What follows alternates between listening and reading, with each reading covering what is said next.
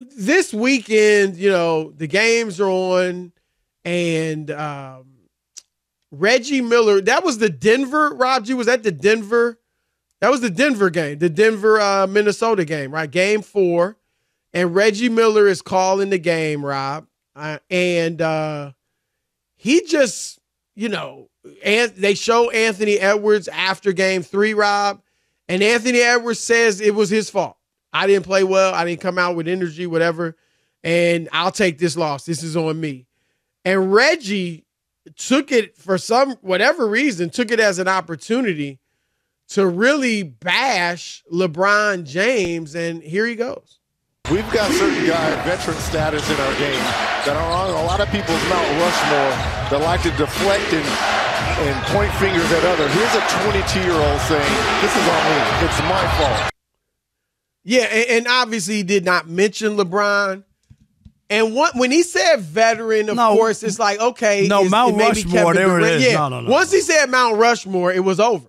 It was like, oh, wow, he's like calling out LeBron. And I expect, Rob, I might be wrong. We'll see.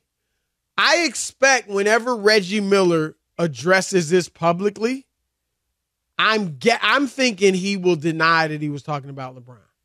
Do you agree? You think he'll own it? I think I don't know how he's going to say that.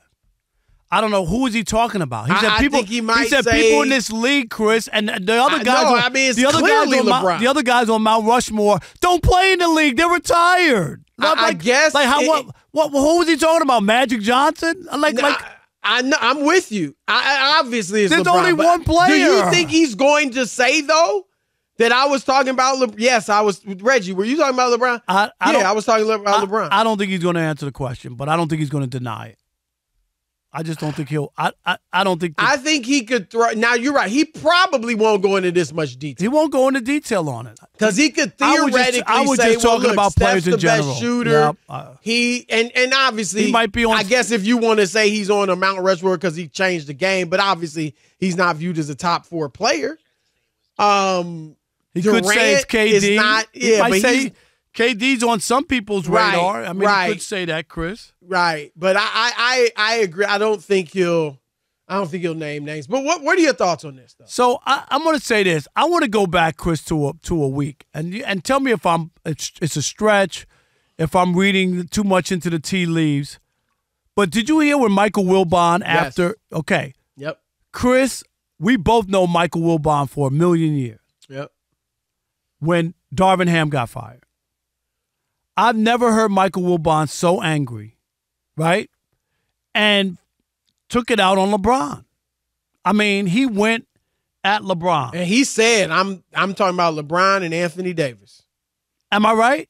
Yep. 100%. Yep. And then he obviously addressed LeBron because he was like, you say you're the GOAT. Right. That. Okay. It was strong stuff. No, it was very strong. Okay, so Wilbon, and now we have Reggie Miller. And I just wonder, Chris, there's 2 things I thought of right away. A, they already don't have a relationship with LeBron, so it doesn't matter. And Wilbon does to some degree. I mean, he has a relationship, and he knows LeBron's PR guy. So I'm not saying they're like they're not as tight as like him and Charles Barkley, or him and Michael Jordan, or something like that. But you know what I mean, right? I'm not saying that they don't have any. It's not like there's no, but he's done sit down interviews with LeBron, which LeBron doesn't just do with anybody, right? You know what I mean? So yeah. But it's either so it's partly that, or partly that the end is nearing, and you feel like, Chris, it doesn't matter. Like it doesn't matter. Like, I'm just going to say whatever I got to say. If people don't want to talk to me, LeBron might play a couple more years or whatever it is. It just feels like there might be a degree of that. Is it a stretch? Am I reaching? Well, because people always, when a guy is that big, you got to, you know what I mean? You kind of want to navigate through the waters. Right, Not that you can't be critical, Chris, but when you're that critical on that kind of forum, it's you don't think LeBron's heard about that? You might have to. Oh yeah, I'm sure. That's a good question. The first thing I would say, like I said, Wilbon does have a relationship with LeBron. because there's some school of thought out there, Rob, and I don't agree with this. Some people think he's trying to protect or sustain Michael Jordan's GOAT status, right? Like, he was tearing down LeBron, so because that's Jordan's competition for the GOAT. I don't think that's I don't true. buy into that. Yeah, I don't buy I it. just don't. I think he was saying what he really felt. Now, the thing is, Rob, Wilbon doesn't need LeBron or any player. But that's what right? Neither do you. Like, we're not reporters anymore. No, but that's so what I'm saying. So we saying. don't have to get an interview with somebody or try to break stories or try to have them talk to us. I mean, we just you got to be able to navigate. Right, you don't talk to us. Right. No matter we don't. That doesn't change our job. Right. We can talk. Now, I was close with LeBron. I haven't seen LeBron in a long time just because I don't go to as many games anymore. And I used to write a lot. I wrote about 5 or 6 cover stories on LeBron.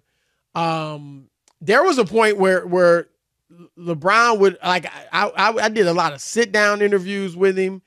And we were really close. But I also felt like, or, close as a reporter and journalist. I mean, right. I know what you mean. Right. I don't want to act like we were best friends or anything like that. But I did feel, though, like, Rob, I still have to call it like I see it. I can't just because I'm close with him, he gives me access, that I have to, muzzle myself.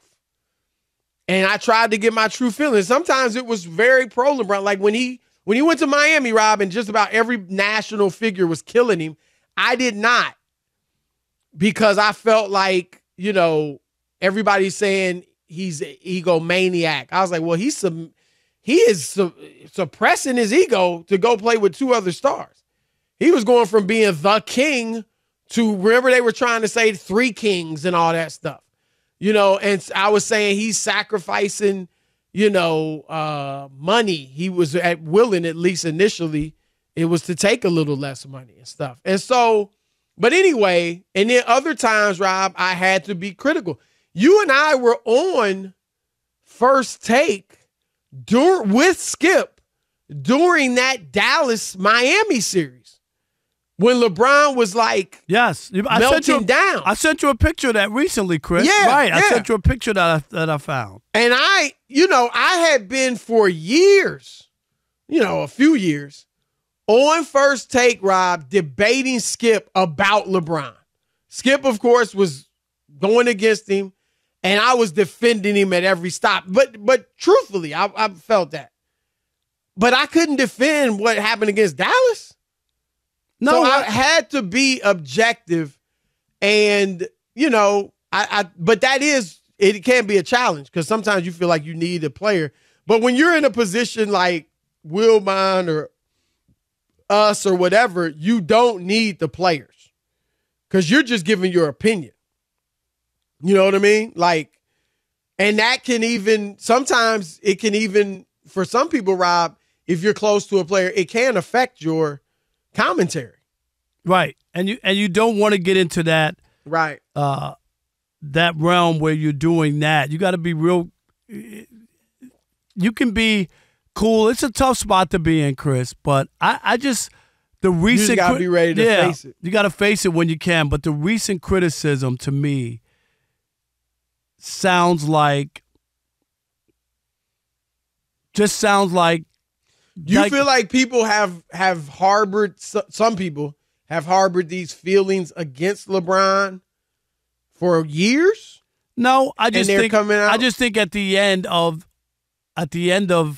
as time goes on, you know what I mean? Like you can't keep biting your tongue at some point, right? And I think that's where we are. LeBron's at the end. He might not be here in another year or 2. He's not the same player. He's not going to be in the championship or whatever it is. It could be subconscious, Chris, not conscious, subconscious. Right. There are other stars in the league. Wow, look at Ant-Man. Look at the Joker's won 3 MVP. Do you see what I'm saying? Subconsciously, the league moves on. The league is moving on. Absolutely. And I'm not going to be hurt by LeBron. Even if I do think this. LeBron will be. It'll be interesting to see what he does post-playing career. But we're almost certain he's going to be an owner. I certainly believe he'll be an owner. And, you know, I don't think he'll disappear. Now, I don't expect to see him regularly, you know, on like Inside the NBA or ESPN. You know, I don't think he'll go that route. He's already started a podcast. But I think whether it's through, you know, the stuff on Uninterrupted or whatever, he will make his voice heard. So I don't think LeBron's going to go away. Like Michael Jordan has chosen, Rob, not to really be in the spotlight. And he did the right thing. Certain people, like Michael Jordan, I could see. You think he's too? Now I wouldn't. I think he's honestly, Rob. I think he's too big to do like right. I do broadcast. That time with the sneakers. Chris, now Shaq's huge. No, with the sneakers and he owned a team and all that. Like he was on another level. Yeah, owning a team, obviously. Right. I mean, I guess you look. Shaq is big. He's not as big as Jordan, but he's big. I guess Jordan could do it, but I don't know. It feels like a good look that he doesn't. Feels like a good look that he doesn't.